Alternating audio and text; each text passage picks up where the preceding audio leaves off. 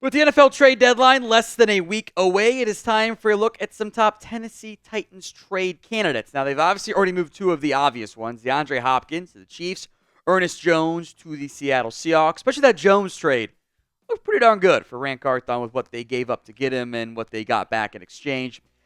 The Titans at this point, the season's not going anywhere. It's not going to be a positive season in the end, so you have to look with bigger priority to the 2025 campaign. As long as it doesn't totally sabotage your entire culture, you should be selling your non-2025 and beyond pieces, or at least listening to offers on players who might not fit that mold, or that could help you significantly jumpstart your rebuild, or continue your rebuild in this case. Now, whether the Titans win or lose, if you are a fan, I want to see who shows up in the comments section. Like today's video for me right now. Let's go with the big name to start, who we have mentioned before here on the show. That's Jeffery Simmons, the defensive tackle. What I'll do for each player is lay out the contract that would be owed by the new team if they traded for him, and what I think, emphasis on think, it's all rough, what the trade value looks like. The contract is also rounded to about half the season, because that's the easy math, and depends on when you trade him. It'd be different if you traded him today versus Monday or Tuesday. That makes sense, right? He's owed 3 years, $70.5 million. There's only like $8 million owed this year, so it's relatively affordable for a team to take on Simmons right now. The numbers are a little bit down this year. I think the film is still really good. I think what you see out of Simmons in terms of impact, in terms of pressures, even if the raw stats aren't always there, I've always been very impressed by him. The Titans' defense is good. Ignore the 50 points that they allowed. You can't win football games. They held them to 83 passing yards. They did their jobs. They got set up in terrible spots with 4 turnovers and 266 return yards. It's not the defense's fault. That's the special team's fault. It's the offense's fault. Simmons is a huge part of that. If you're not getting back a massive haul, which I think is at least a first-round pick, I don't see much benefit, actually. Next up is Quandre Diggs, the safety. This one, I think, makes a lot more sense for Tennessee. He's a rental. He's got a half year left on his contract at around $750,000. That's chump change for an NFL team. Every NFL team could do that. Now, given his age, the fact that he's been moved on from before, the limited splash impact, but also the fact that he's a rental, I think you're getting a day 3 pick back at best. You know, maybe not that dissimilar from the Kevin Byard trade, frankly. Now, maybe you get a little bit like more normal trade and not so much chaos swapness there. But I think that's all you're going to get is a 5th, a 6th round pick, somewhere in that range for Diggs. There also aren't always a bunch of teams in the dire market for safeties. But Diggs has always been solid. He's not washed yet. He's played plenty of snaps for Tennessee. It probably mean you're playing more of Julius Wood or Mike Brown, and maybe you don't want to go down that path. But from a long-term building standpoint, do we think Diggs is going to be here next offseason? I don't. And remember, I'm probably going to spend in free agency again. And if that's my plan, then I don't need to worry about comp picks because I'm going to get them canceled out anyway. So it doesn't really do much for me. So predictions. Will the Titans end up making any more trades? 1 for yes, 0 for no. Let me know in the comments of today's, the pin comment, actually, especially if the ad comes here on YouTube. Next up is Arden Key, and I think this one makes more sense than some other edges, at least one other edge we'll get to on today's show, so I wanted to prioritize him. He's got 1.5 years left on his contract, most of that coming next year, so it is affordable for a team. I think mid-day 3 pick. He is not a splash impact player, but teams always need pass rushers, and he's pretty affordable. He'll get you 6 sacks. That's about what he's tracking for this year anyway, give or take, maybe a little bit higher. He's not going to be an elite run defender. He's already kind of in that journeyman stage. But if I'm a team that wants a pass rusher, you saw Josh Uche go for a 6th. I think Arden Key probably goes for a little bit more, given his overall career play. And I think the Titans are actually good traders. I'm going to give Carthon that benefit of the doubt. I think he's made some good trades, all things considered. I think he would be able to fetch you a day 3 pick. Let's go back to offense, or to offense, I should say, for the first time. Tyler Boyd, the wide receiver. Now, you've already moved on from DeAndre Hopkins. That complicates things here. But Boyd is super cheap. It's a rental.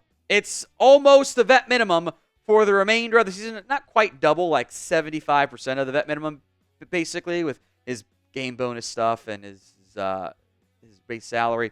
I think mid to late-ish day 3 pick. In most cases, I'd probably just go he's worth a day 3 pick, but the receiver market is actually kind of limited right now because you're not going to see T. Higgins get dealt. It's like Mike Williams and Christian Kirk got hurt. Does anyone want Tyquan Thornton in New England? Like Adam Thielen as a veteran raised interest. So I think a team desperate for a wide receiver, like Pittsburgh, who was linked pretty heavily in the offseason, now they've put Roman Wilson on IR for the year.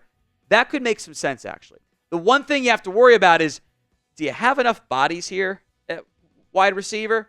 You can bring back Mason Kinsey, obviously, to the active roster, but it's Calvin Ridley. NWI was like, the plan was like, hey, he's your 5th receiver, it's fine. And somehow here we are again, where he's your number 2 wide receiver. And it's kind of crazy in a maybe not so fun way there. But you're also kind of hurting Will Levis as the quarterback and letting him grow. You might be out on that one already, though. Today's show is made possible by Game Time. It is the place for last-minute tickets to your next big event. Make sure you're using Game Time picks when you're doing that. It makes getting tickets to your favorite teams play live even easier. It filters out the fluff to only show you incredible deals on great seats. So don't waste time searching through thousands of different tickets, whether it's for Vanderbilt football, which now suddenly is actually a good team to go watch, hey, we told you earlier this year, those Bama tickets were not that expensive.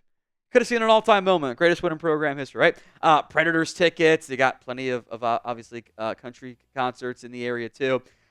Game Time Picks is curation designed to save you even more on sports, concerts, comedy, theater, etc. The Game Time guarantee is this. You'll get the 110% difference if you find tickets in the same section and row for less. So download the Game Time app, create your account, and use code CHATSPORTS for $20 off your first purchase. Terms do apply. But again, create your account, redeem code CHATSPORTS,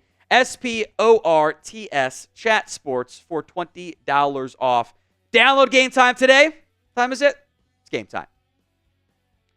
Number 5 player is Harold Landry III. This falls into the Jeffery Simmons category where if you move him, boy, you're really fire sailing. And I don't know if that's a good idea for Tennessee at all because you're kind of just need a better quarterback, and all of a sudden everything's going to look a lot better on that team.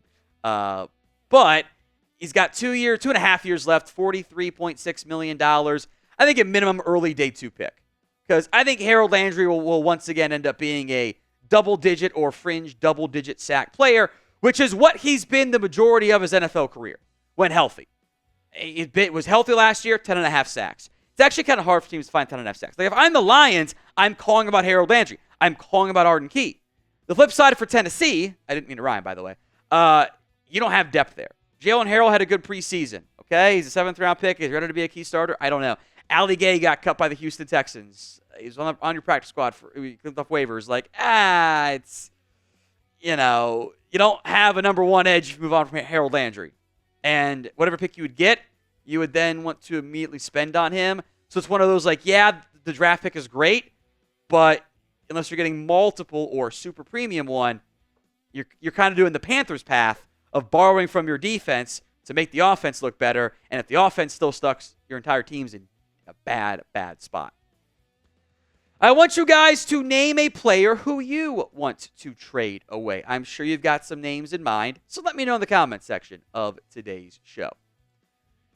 Daniel Brunskill, the offensive lineman, is next up on this list. And look, Brunskill is a little bit more expensive of a rental. It's actually due $1.46 million, roughly, depending if you trade him now or before the deadline, but after Sunday's game. About $1.46 million. I think maybe a day 3 pick swap. He hasn't played this year, but offensive line teams can get desperate. I think he can be like the 5th starter for a team that's down 1 or 2 guys. And for a contender that probably carries more value than for Tennessee, like, yeah, the right side line's been bad, but we know Brunskill's not a long-term option. So if you get an offer, probably take it. I suspect many of you might like this idea. Nicholas Petit-Frere. Okay. Like, I don't know about you guys. I'm over the experiment. He's got a year and a half left on his deal, only $2 million, so it's super affordable.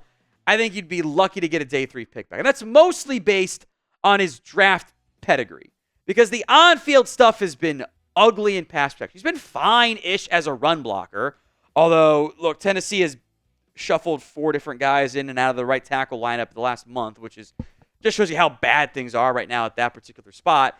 They don't want it to be Nicholas Petit-Frere. They've given him chances. MPF has had shots. It hasn't worked out. Instead, he's doing my fantasy life deals. It's like, it's fine, cool, whatever. It just looks bad when your on-field play is poor.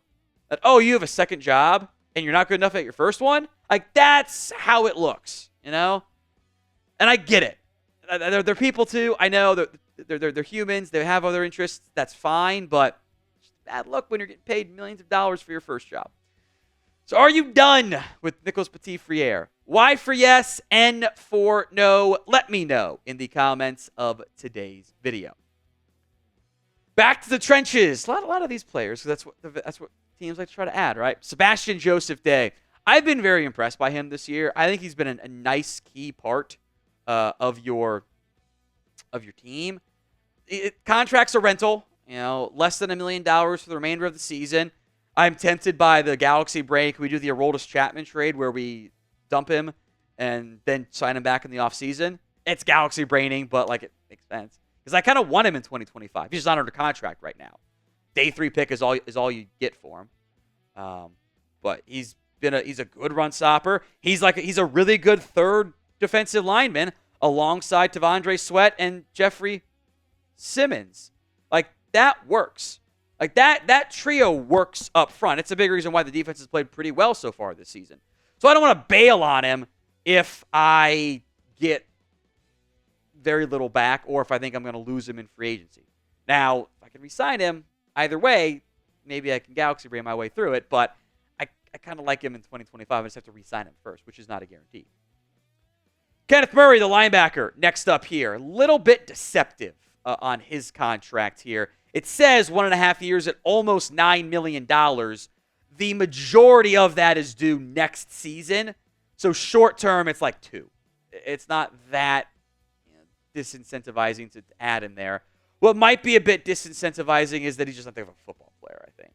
And I think a late day 3 pick at best here. He's athletic. He can blitz. But I don't trust him enough in coverage. And I don't trust his instincts fully. It's a fine free agency gamble because you can always cut him again if you need to. I also kind of want to free up snaps for my young guys. I want to see Cedric Gray play on this team. I would put Jerome Baker on here, but it'd be really rare to see a team trade a guy they just got a week later. Now, this is a different scenario, but normally you kind of don't do that to a guy because it's borders on hey, go learn a third defense in 6 months. That's really hard to do. The NFL trade deadline is days away. Don't miss out. Hit that sub button, youtube.com/Titans today. Final player on our list is Tony Pollard. And I actually don't like this idea. Not because it's some anti-running back or pro-running back conversation, but he's a huge part of your offense. He's run well this year. He's been effective unlike most of your other offensive pieces and overall units. You're not going to get that much back for him. It's a running back. NFL teams don't value them as highly as they used to. He's making 2.5 years left on his deal, $15.75 million. It's only $1 million this year. There'd be some interest there, but I kind of want to keep him for next season.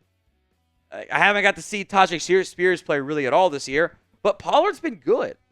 The yards per carry after contact is super high, which is indicative of him being able to make some guys miss and get more than what's blocked for him. He's looking more, especially advanced numbers-wise, beyond just the raw stats, and I think the film too, looking more like that explosive 2021-2022 version. Now, the running back room, if you trade Pollard, has Tyjae Spears and Julius Chestnut. Spears might be back this week. That's probably not enough to justify, being okay moving on from Pollard. Plus, if you're going to give Levis any chance to show what he can do, actually probably do want to keep him.